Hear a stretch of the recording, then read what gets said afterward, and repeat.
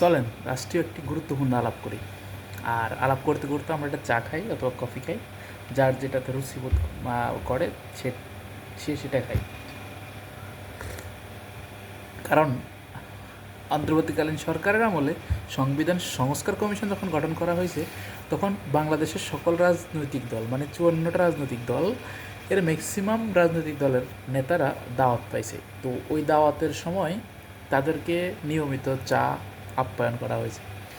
তো তাদের একবারও মনে হয় নাই, মানে ওই সকল রাজনৈতিক দলের নেতাদের বলতেছি, যে 54টা রাজনৈতিক দল যারা সংবিধান সংস্কার এবং সংবিধানের সংস্কারের বিষয় এবং সংবিধানের পরিবর্তনের বিষয়, সংবিধানের যেই আমাদের যে অধ্যাদেশ জারি করবে সেই বিষয়গুলো নিয়ে একটু ভোট অফ ডিসিশন করতেছে, এবং হচ্ছে যারা সংবিধানের সংস্কারটাকে মায়না নিতে পারতেছে না সহ, এবং সকল রাজনৈতিক দলকে বলতেছি আমি, যারা তখন এই সংস্কার কমিশনের চা রুটি কলা খাইছেন, মানে বাংলাদেশের টাকা নষ্ট করছেন, তখন আপনারা এই দেশপ্রেম কই রাখছিলেন? আপনারা সেদিন কেন শাহবাগে আসলেন না? সেদিন কেন আপনারা দেশের মানুষের সামনে এই বিষয়টাকে খোলসা করলেন না যে আমার এখানে দেশে 2,000 কোটি টাকা নষ্ট হচ্ছে, 1,000 কোটি টাকা নষ্ট হচ্ছে, 100 কোটি টাকা নষ্ট হচ্ছে, আমাদের এই সংস্কার কমিশন গঠন করতে গিয়ে আমাদের সংবিধানের দরকার নাই, সংস্কারের দরকার নেই।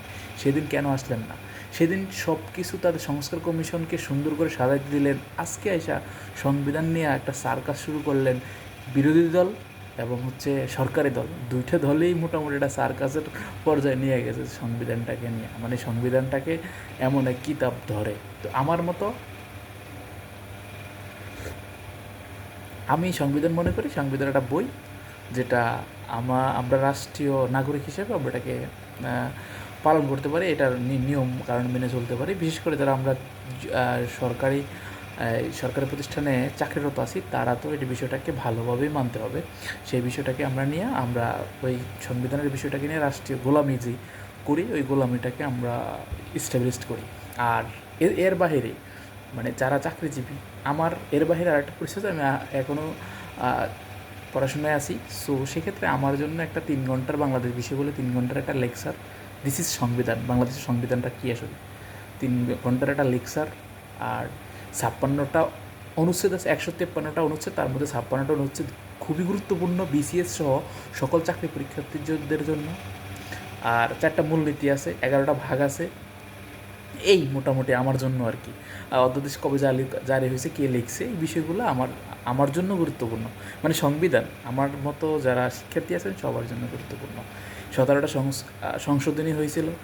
17টা সংশোধনী যদি আপনি চিন্তা করেন, আপনি পড়াশোনা করে আপনি যদি 17টা সংশোধনী চিন্তা করেন, আপনার জন্য, আমার জন্য, আমি জনগণের জন্য, আপনার দেশের রাষ্ট্রীয় ব্যবস্থা, আপনার দেশের সরকার, আপনার দেশের রাজনৈতিক দল, আমরা যাদেরকে ভোট চুরি করে ভোট দেই এবং হচ্ছে যাদেরকে আমরা যাদের জন্য আমাদের জীবন ত্যাগ করে ক্ষমতা আনার জন্য তাদেরকে আমরা হচ্ছে এস্টাবলিশ করি, তারা আমার জন্য কী কাজ করছে আপনি 17টা সংশোধনী দেখলে এবং সংবিধানের 153টা অনুচ্ছেদ পড়লে আপনি বুঝতে পারবেন আপনার জন্য, আপনার দেশের সরকার, আপনার দেশের আপনি যাকে পছন্দ করেন সেই দল কী করছে।